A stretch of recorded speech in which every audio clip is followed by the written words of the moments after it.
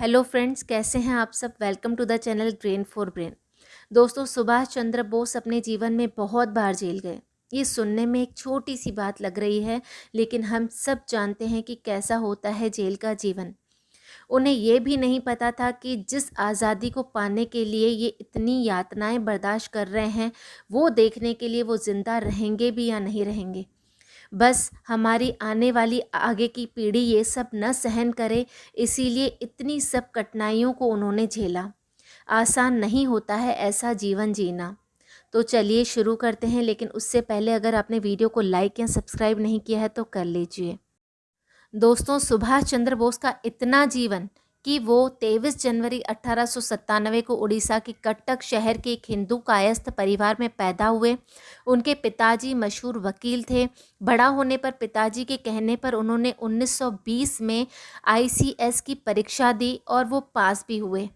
एक सामान्य सी ज़िंदगी है जो लगभग हर इंसान चाहता है कि वो पढ़ाई लिखाई कर कर एक अच्छी सी नौकरी हासिल कर ले, पर उनके अपने देश के प्रति समर्पित भाव उनके आगे के फैसले से पता चलता है। इंडियन सिविल सर्विसेज पास होने के बाद भी उन्होंने ये नौकरी न करने का फैसला केवल इसी कारण से लिया क्योंकि ये इस पद पर रहते हुए अंग्रेज़ों की गुलामी नहीं कर सकते थे। दोस्तों, सुभाष चंद्र बोस का पहली बार जेल जाने का किस्सा कुछ यूँ शुरू होता है।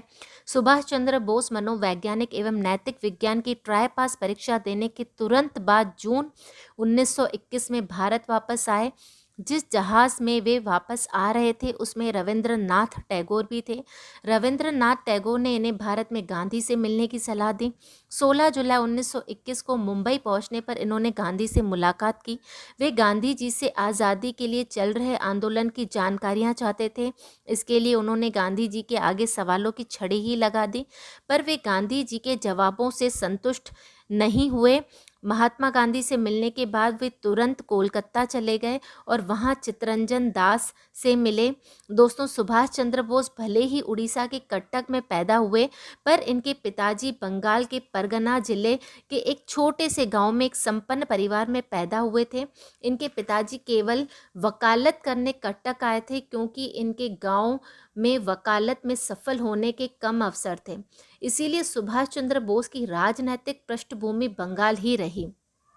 दोस्तों, सुभाष चंद्र बोस देशबंधु चित्तरंजन दास से बहुत प्रभावित हुए और उन्हें अपना गुरु मानने लगे। उस समय देश में असहयोग आंदोलन चल रहा था। इसके बारे में भी मैंने एक वीडियो बनाया है, आप चाहे तो देख सकते हैं, लिंक डिस्क्रिप्शन बॉक्स में है। चित्तरंजन दास ने सुभाष को कांग्रेस कमेटी के राष्ट्र सेवा दल का प्रधान बनाया, जिससे कोलकाता में असहयोग आंदोलन की बागडोर सुभाष चंद्र बोस ने संभाली। नवंबर 1921 में ही ब्रिटिश राज सिंहासन के वारिस प्रिंस ऑफ वेल्स के भारत आने की घोषणा की गई, जिसका सब जगह विरोध किया गया। कांग्रेस सरकार ने बंद का आह्वान किया, जिसके चलते ब्रिटिश सरकार ने कांग्रेस सरकार को ही गैर कानूनी घोषित कर दिया। इसके चलते कांग्रेस ने अपने सारे अधिकार चित्तरंजन दास को दे दिए और चित्तरंजन दास ने बोस को इस आंदोलन का मुखिया बना दिया। इसी आंदोलन के चलते बहुत गिरफ्तारियां की गई, जिसमें चित्तरंजन दास की पत्नी वासंती देवी और उसके सहयोगी भी शामिल थे।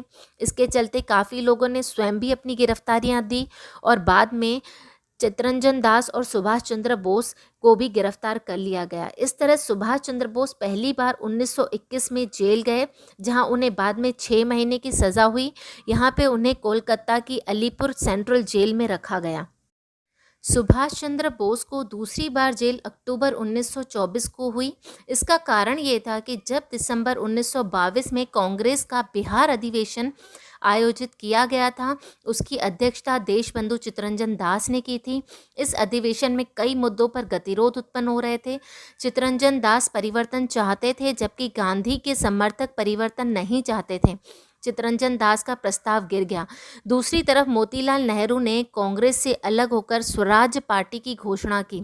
चित्तरंजन दास फिर इस स्वराज पार्टी के अध्यक्ष बने। सुभाष चंद्र बोस इन सब चीज़ों में चित्तरंजन दास के साथ खड़े थे। 1924 में इसी स्वराज पार्टी ने नगर निगम के चुनावों में भाग लेने का फैसला किया और ये पार्टी जीत भी गई।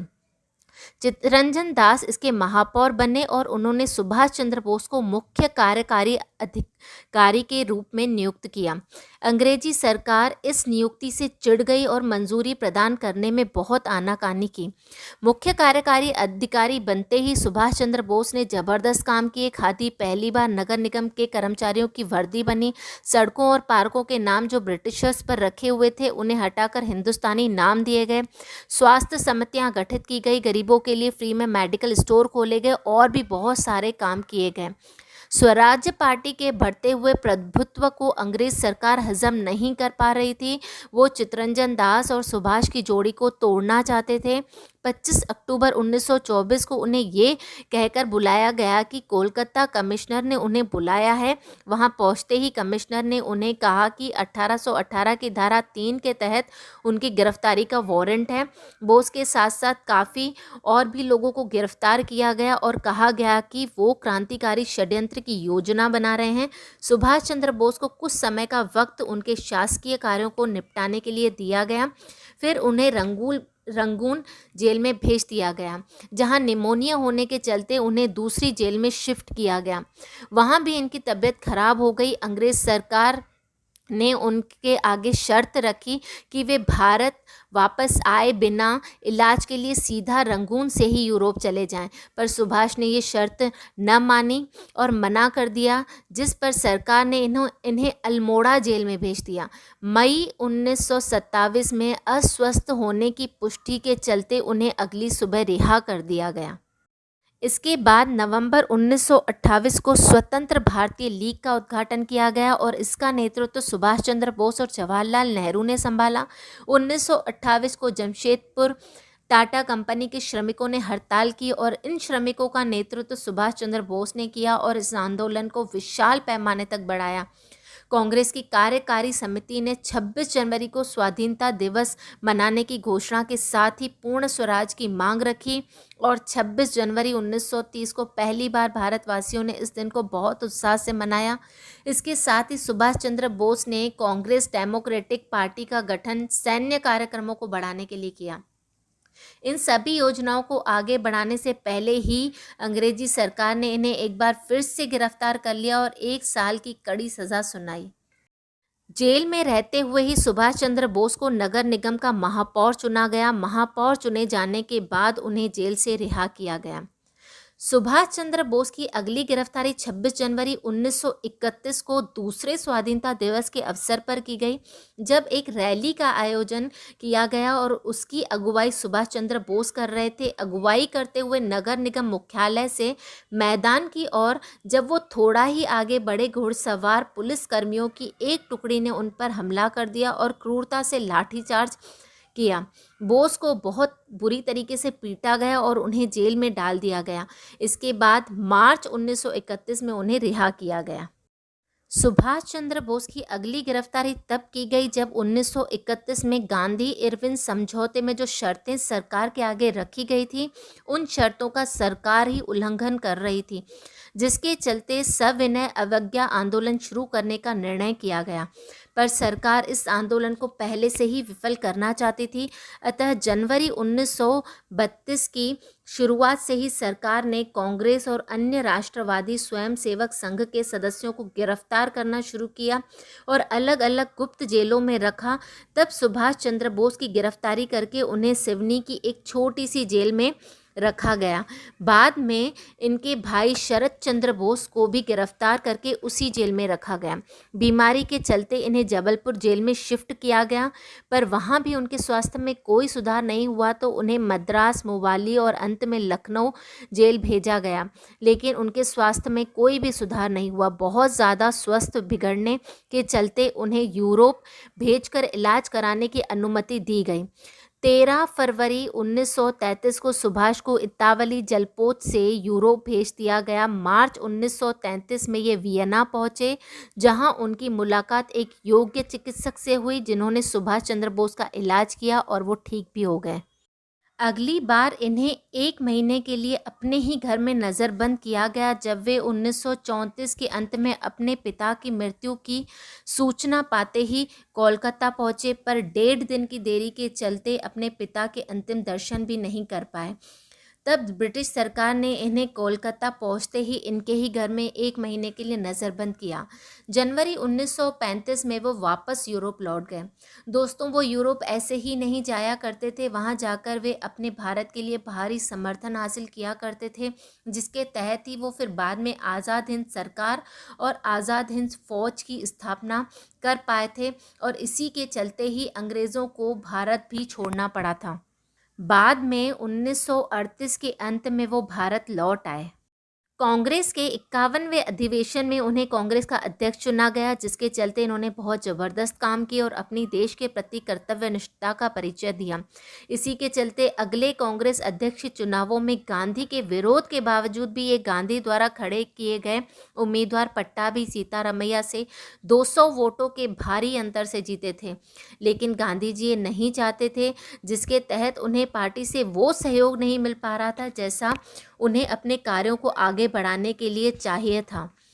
इसके चलते उन्होंने कांग्रेस के अध्यक्ष पद से इस्तीफा 19 अप्रैल 1939 को दिया और 3 मई 1939 को अपनी नई पार्टी फॉरवर्ड ब्लॉक की स्थापना की।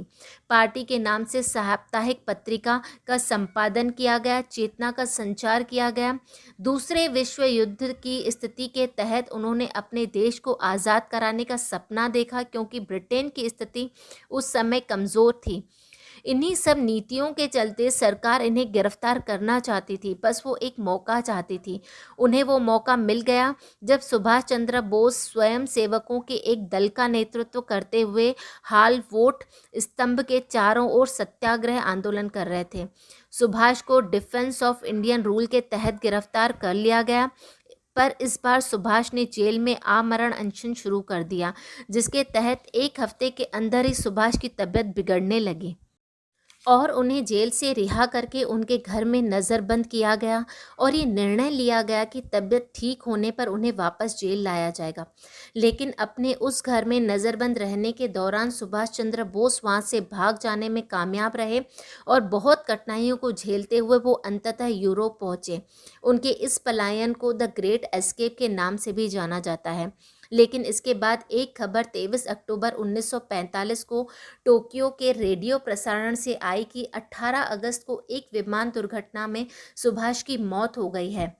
दोस्तों, ये खबर सरकारी दस्तावेजों के हिसाब से शायद सही थी, पर सुभाष चंद्र बोस उसके बाद भी जिंदा थे, ये लगभग हर भारतीय जानता था। वो गुमनामी बाबा के नाम से भारत के अलग अलग हिस्से में रहे थे। उसकी भी एक लंबी दास्तां है, आप चाहोगे तो मैं उस पर भी एक वीडियो बना दूंगी, कमेंट बॉक्स में ज़रूर बताइएगा। तो दोस्तों, ये था सुभाष चंद्र बोस का कठिनाइयों भरा जीवन। दोस्तों, आज़ादी ऐसे ही नहीं मिली है, बहुत लोगों ने कुर्बानियाँ दी हैं। अब हमें चाहिए कि हम इस आज़ादी को सहेज कर रखें और अपना भी कुछ कर्तव्य इस देश के प्रति निभाएं।